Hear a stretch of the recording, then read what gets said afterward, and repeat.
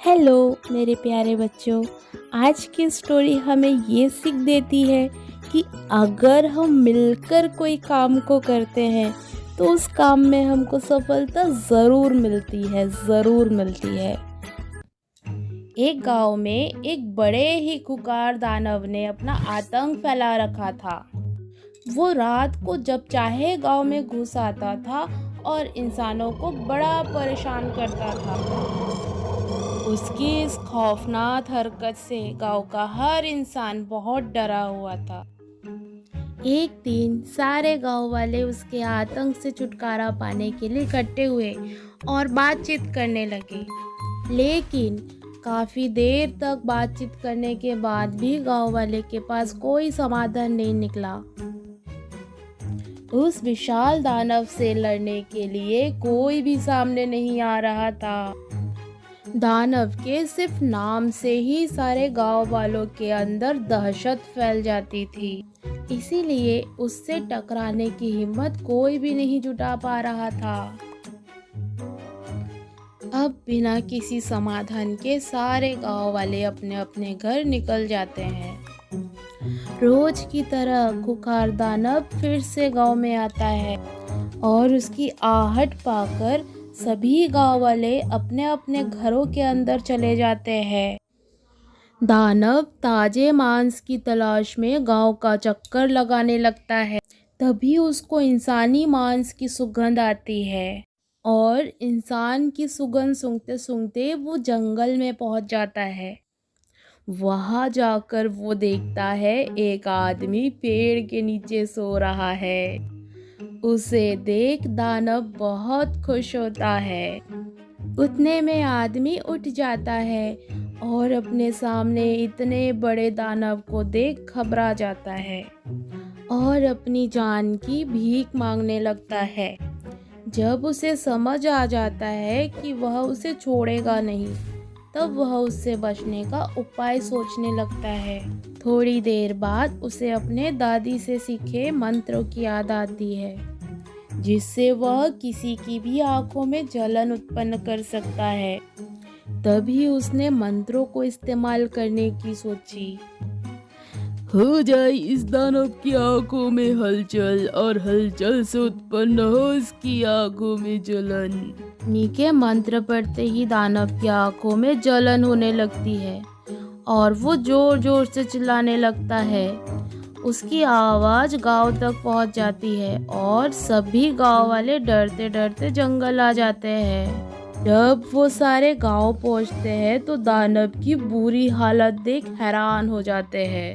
इतने में वो दानव मौका देख दुम दबाकर भाग जाता है। तभी गांव वाले उस आदमी से उसके बारे में पूछते हैं और वह कहता है, मैं व्यापार करने के लिए पास ही के गांव से आया हूँ।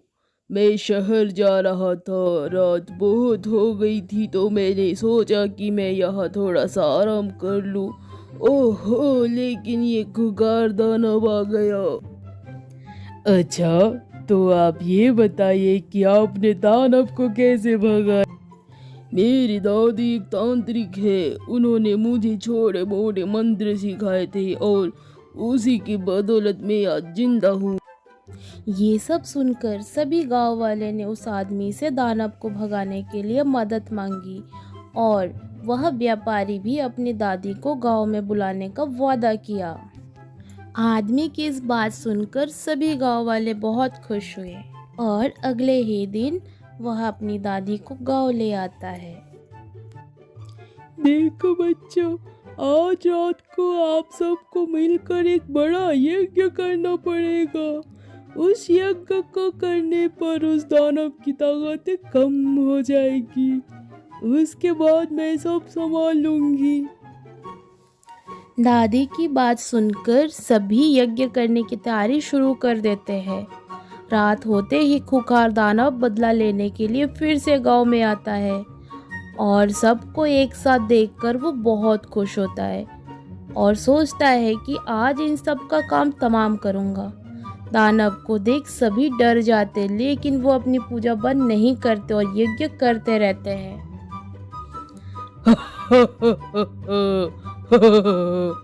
आज तुम लोग को मुझसे डर नहीं लग रहा है? हा, हा, हा। कोई नहीं, जब मैं एक एक करके तुम लोगों को खाना शुरू करूंगा तब तुम लोग को पता चलेगा। हा, हा, हा, हा। हो, ये क्या हो रहा है? मेरी शक्तियाँ ऐसा लग रहा है कि कमजोर होते जा रही है। हाँ, मैं तो हिल भी नहीं पा रहा हूँ। यहाँ से चले जाओ दानव, गाँव वालों को और तंग मत करो तुम। मैं जाऊँ गाँव छोड़कर? अरे मजाक थोड़ी है, मैं तुम सबको मार के खाऊंगा लेकिन गाँव छोड़कर नहीं जाऊंगा। हा हा हा। अरे ओ दानव, अब तेरा क्या होगा? मुझे पता है कि तेरी शक्ति तेरी नाभि में है, और अगर मैं तेरी नाभि में वार करूँ तो तू अभी के अभी भगवान को प्यारा हो जाएगा। ये बात सुनकर दानव तो पहले घबरा जाता है, लेकिन अपने घमंड में आकर वो गांव छोड़ने से मना ही कर देता है। देखकर दादी को बहुत गुस्सा आता है और वो दानव की नाभि पर अपने जादुई डंडे से वार कर देती है और दानव वही मर जाता है। ऐसे दानव अपने घमंड में चूर होकर अपनी मौत को खुद ही आमंत्रित करता है। तो बच्चों, इस कहानी से हमें सीखने को मिलती है कि साथ मिलकर अगर कोई काम किया जाए तो उनमें सफलता ज़रूर मिलती है।